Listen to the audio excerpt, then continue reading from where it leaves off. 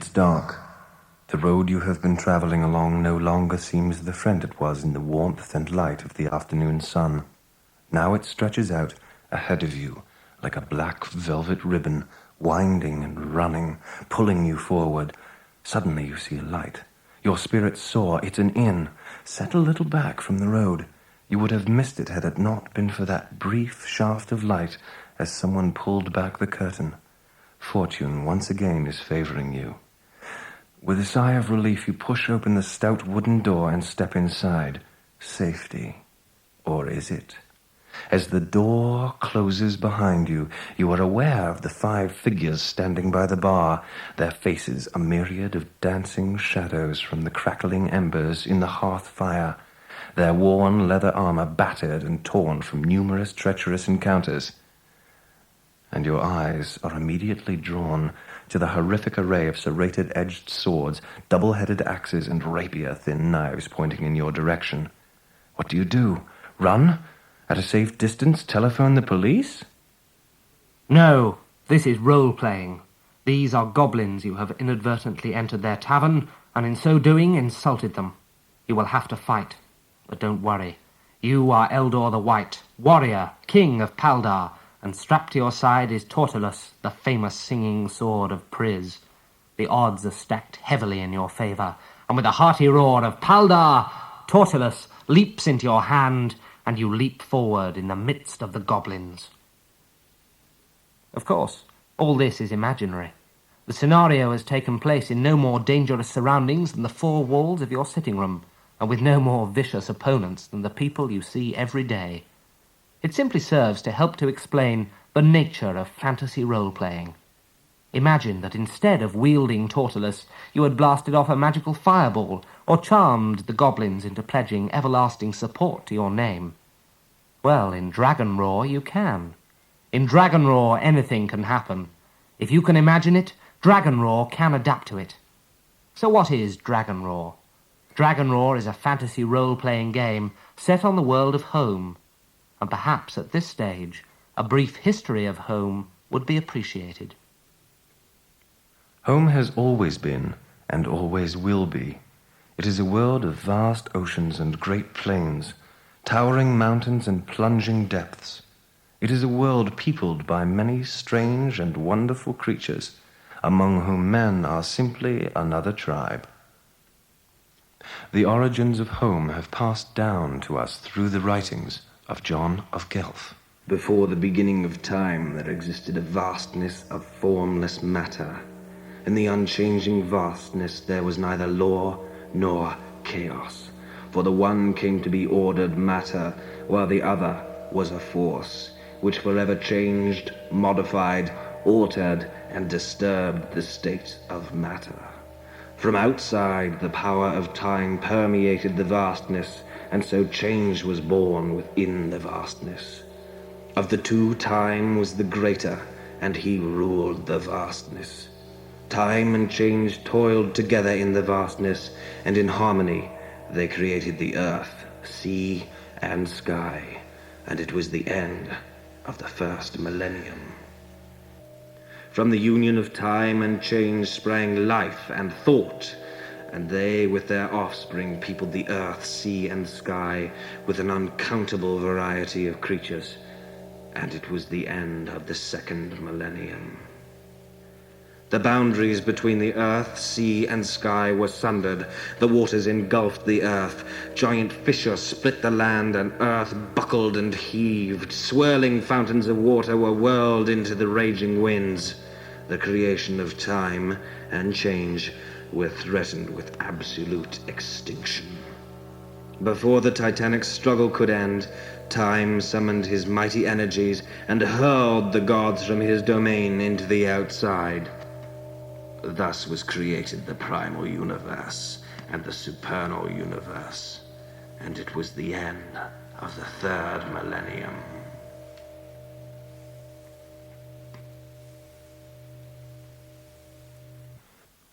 This is the framework of our world.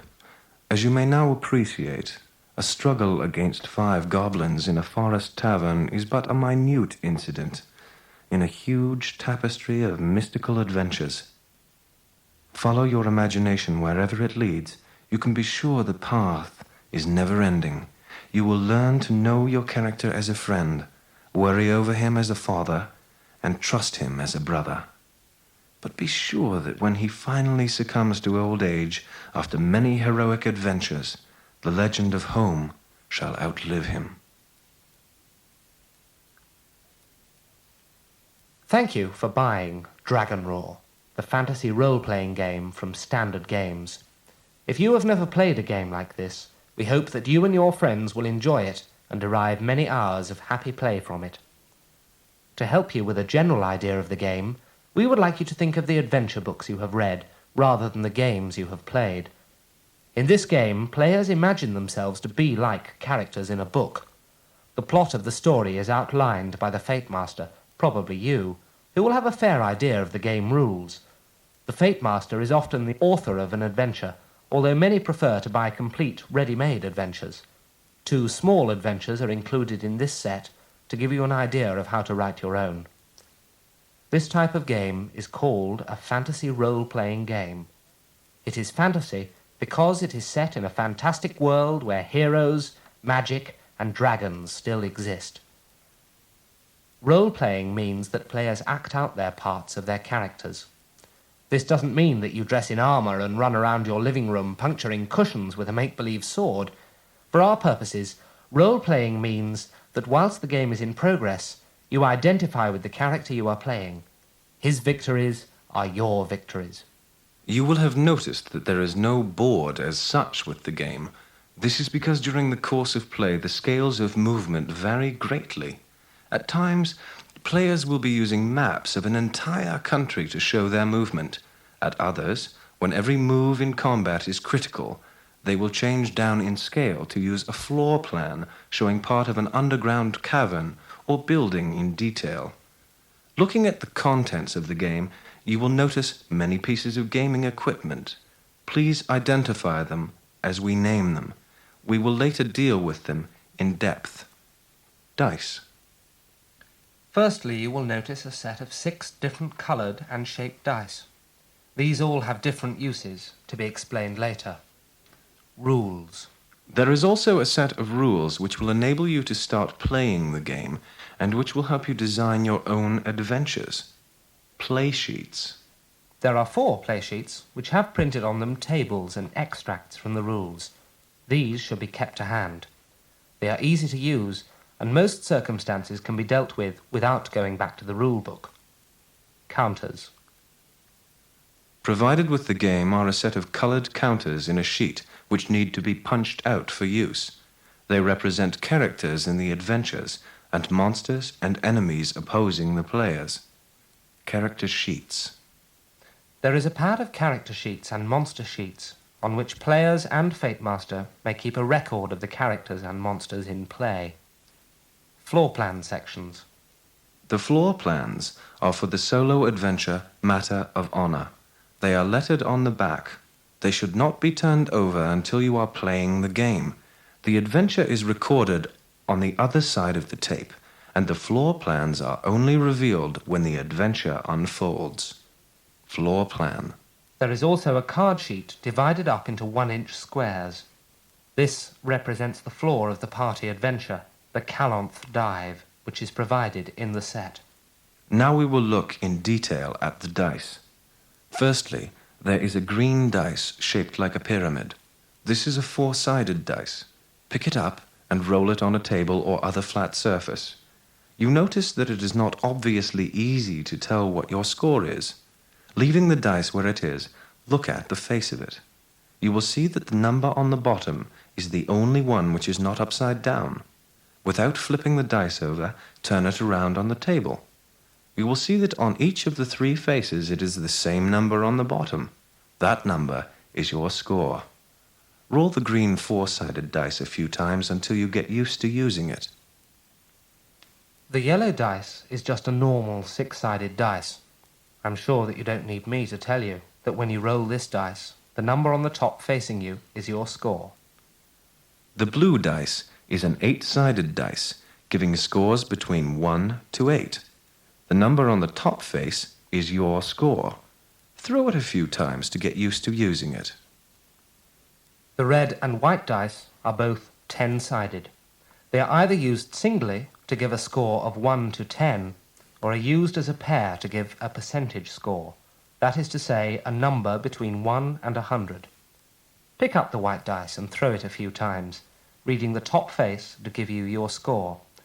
When throwing a single dice, a score of 0 means that you have scored 10. Remember this, when throwing one 10-sided dice, a 0 means 10. Okay. Now when you need to throw a percentage, a roll between 1 and 100%, you throw the red dice and the white dice together. The red dice stands for tens, and the white dice stands for units. So, if you were to throw a 3 on the red dice and a 4 on the white, your score would be 34%. If you were to throw 0 on the red dice and a 5 on the white, then your score would be 5%. The only exception to this simple rule is that double zeros is not 0, but 100%. Now throw both dice together to give yourself some percentage scores. Try to remember that reds are tens and whites are units, as this may lead to confusion if you forget. By now you've got the hang of throwing the red and white dice together to give yourself a percentage score. In various sections of the rules you are given percentage scores which you must get to successfully do something. For instance, if your character met a monster and wished to strike it with his longsword, you would need to throw 50% or less for a successful blow. You need to equal that percentage score given, or throw lower than it. So if you wanted to hit an unarmoured monster with a longsword, a score of 51% would miss, a score of 49% would hit, as it is below 50%. Now, imagine that you are fighting against a monster with some armor on. Your character has a 30% chance of hitting it. Throw the red and white percentage dice together and see whether you hit. The final dice is a black 12-sided dice. This is another simple dice to use. Roll it, and the number on the top face will give you a score of between 1 and 12.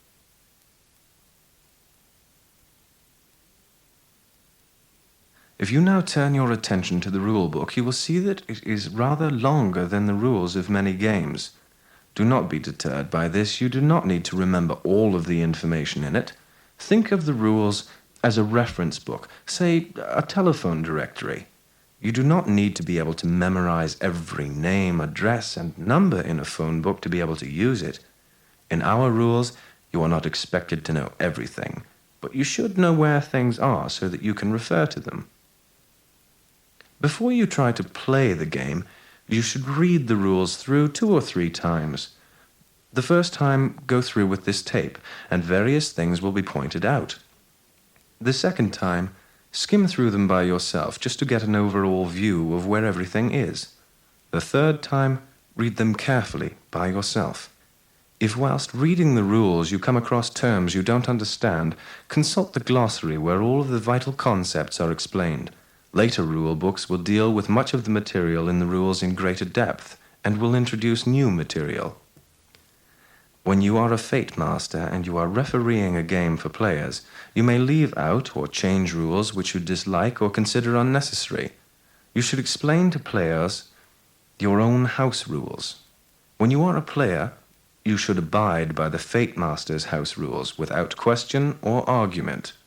Please look through the rules as I speak to you. The rules begin with a description of role-playing games in general, and ours in particular from pages 1 to 3. This gives background information to the world in which the game is set. From page 4, it goes on to give guidance to the Fate Master, Arbiter, and other players. Life level is discussed on page 6. This is a very important part of the game. As characters increase in life level, they become more powerful, with a greater chance of casting spells and smiting enemies. They are also less seriously affected by wounds. The roles of Wizard and Warrior are explained on pages 6 and 7, together with their strengths and weaknesses. They also show how to produce characteristics for a character. You will go through this process at the end of the tape. Players choose names, gender, and profession for their characters, but you must dice for other characteristics such as speed, strength, willpower, knowledge, and endurance. Honor is described on page 13. Honor gained or lost determines how well your character does. As in real life, the characters in our imaginary world have to pay their way. Page 14 has lists of tables for the basic costs of equipment and service. The currency of home, the world we play in, is the crown. A short sword may cost 30 crown, and a large ship may cost thousands of crowns. All characters start the game with basic arms and equipment provided free. The two basic types of movement are explained with examples starting on page 15. One example shows a map extract with the journey of a party of adventurers plotted on page 16. Long-distance movement is called travelling movement. Because of the large distances moved, the players do not move their counters, but either say where they are going on a town plan or point out their journey on a map. Such long journeys may be hindered by lack of transport, weather, or difficult terrain, such as mountains. On page 17 we see an example of a floor plan laid out for critical movement when the same group of characters is attacked by hobgoblins on their journey. Critical movement is explained in detail on pages 18 to 20.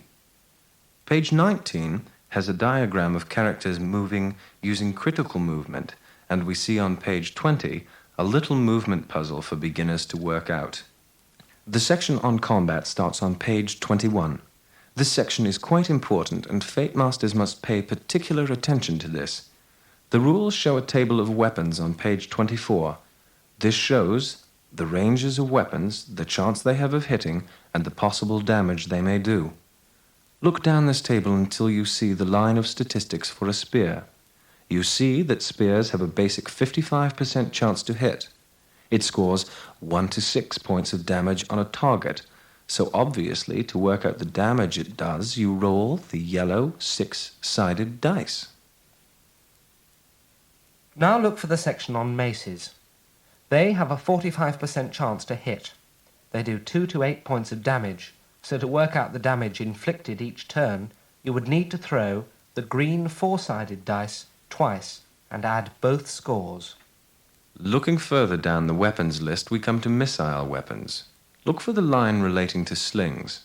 Now look down the range column. You see that 3 numbers are given. They are 10, 20, and 30. These show the ranges of a sling. Up to 10 squares is short range, from 11 to 20 squares is medium range, and 21 to 30 squares is long range. Therefore, if a target is 12 squares away, it means that it is at medium range. What would be the chances of hitting a target at medium range? If you look down the percentage chance to hit column, you see that it is 35%. The other 2 numbers correspond to either short or long range. Imagine that you throw the red and white percentage dice together. You get red 2 and white 8. What would your score be? That's right, it's 28%. To hit a target at medium range with a sling, you need 35% or less. So 28% would be a hit. You see that the damage which a sling bullet does is 2 to 5. So you throw the green 4-sided dice once and add 1 to the score. Now, using the same table, work out this example for yourself. Your character is now firing a crossbow at a range of 12 squares. What range is this for a crossbow? It is less than 15 squares, so it is short range. What is the chance of hitting a target with a crossbow at short range? Yes, it's 50%. So you would need to throw a score of 50% or less on your red and white percentage dice. Throw the dice and see if you hit. If you hit first time, well done. If you missed, pathetic. Get some glasses and keep throwing until you do hit. Now that you have hit, try to work out how much damage you do. As you see, a crossbow bolt does 2 to 7 points of damage. How do you work this out? That's right, you throw the yellow 6-sided dice and add 1 to the score. On page 25, we see the importance of position in combat. Page 26 shows us about duels and the codes of duello. The section on morale begins on page 28. Many Fate Masters feel that frequent morale checks slow a game down, and so rarely if ever take morale checks on players or monsters. On page 29 we see the start of the rules on magic, how to learn spells and how they may be used. The 10 basic spells and counterspells are written down on pages 29 to 31. We see on page 30 that the flame spell has ice as its counterspell. Looking at the spell description, you will see that an ice spell costs 6 endurance points to cast. It has a range of 4 squares and will freeze everything in a square for 10 turns if it is inanimate, or for 1 turn if it is alive. Please read the description of an ice spell. There are a number of ways in which this spell could be used. It is up to players to find imaginative uses for spells. It may be used to put out small fires, or if cast in a square occupied by an enemy, it will cause a fair bit of damage by freezing them. There are, of course, many other uses, but players must think of them for themselves. Whilst fleeing a powerful monster, a wizard may freeze a section of a shallow stream and use it as a stepping stone to help him leap from bank to bank. Other more degenerate wizards may use it for chilling beer on a summer's day. Notice that this particular spell has a basic 75% chance of working. Magic may only be used by wizards. However, there are various magical treasures which can be used by just about anybody. These treasures and their uses are described on pages 31 to 32. Page 32 sees the beginning of the description of monsters. A number of common monsters are described and illustrated. Some are puny things such as bats, page 33. If you look at the body diagram of a bat, you will see that it can only take 1 point of damage, so any hit would kill it if it struck. In contrast to a bat, turn to the description of a war hedgehog on page 35. These beings stand 8 feet tall, and with their gigantic double-headed axes are foes of grim spikiness. The mighty torso of a hedgehog of war can take 15 points of damage in combat, so it is a worthy opponent. Looking at the languages which war hedgehogs can speak, you see that they have a general foundation in the humanoid tongues, and can also speak fluently the languages of men and goblins, as well as their own esoteric underground speech. On page 38 you see described the dragon used in the party adventure The Calanth Dive. This is for Fate Masters only. As you can see, it is a pretty tough customer with skin like plate armor, fiery breath as well as teeth and claws. You will notice that this page as well as the following are for the Fate Master only. If you are going to be the Fate Master for this adventure, you may look at them. If you are going to play the adventure, don't. Please pick up a play sheet, and you will see various tables taken from the rules. Find the knowledge table. Now, the morale table. And look for the effect on morale when attacked at odds of 2 to 1. The full color counters show various types of monsters and adventurers. Try to find the counter for Tolmar. Looking at the counters, you will see arrows pointing in the direction the character is facing. The floor plan should be cut up as it is shown in the diagram on page 40 of the rules, but you should only look at this page if you are going to be the Fate Master for the adventure. The character sheets show body plans of wizards and warriors, and the monster sheets do the same for monsters. Monster sheets are used by the Fate Master to keep a record of the monsters that he pits against the players. Each character should have a character sheet to keep an account of the condition of his character. Instructions on how to fill in a character sheet are given on page 7 of the rules. Now we are going to fill in a character sheet, so have a pen and a sheet for a warrior ready. You are going to fill in the characteristics for the warrior you will use in the solo adventure on the other side of this tape. I have thrown all the dice previously, so you need just fill in the details as I read them out. The name of the character you will be playing is Tolmar. T-O-L-M-A-R. He is of the male gender and the human race. At present, his life level is 0. His vital statistics are as follows: strength, 16, speed, 15, willpower, 8, knowledge, 10, and his endurance is 12. The weapon percentage to hit for the longsword, which he has bought, is 50%, and it does 1 to 8 points of damage. The weapon percentage to hit for his dagger is 35%, and it does 1 to 4 points of damage. His armor deductions are minus 10% for wearing chainmail, and a further minus 10% for carrying a shield. This means that his total deductions for armor are 20%. Because of his armor, he is 20% more difficult to hit. If, for example, someone was to use a polearm against him, it would normally have a 60% chance to hit him, but because of his armor, this chance goes down to 40%. Tolmar has no honor points as he is now beginning his career. His treasury stands at 30 crowns, and his equipment is the basic equipment shown on page 14 of the rules. He does not have a missile weapon, as he left his bow in the town of Streed. He has 2 areas of knowledge. They are as follows: the field of knowledge of combat, so put down combat, and the specialist area of individual combat, so put down individual combat. You now have a character ready for play. Please read the rules a few more times until you feel confident. Once you are happy with the rules, turn the tape over to play the solo adventure, A Matter of Honor. The true sound of adventure is the sound of Dragonroar.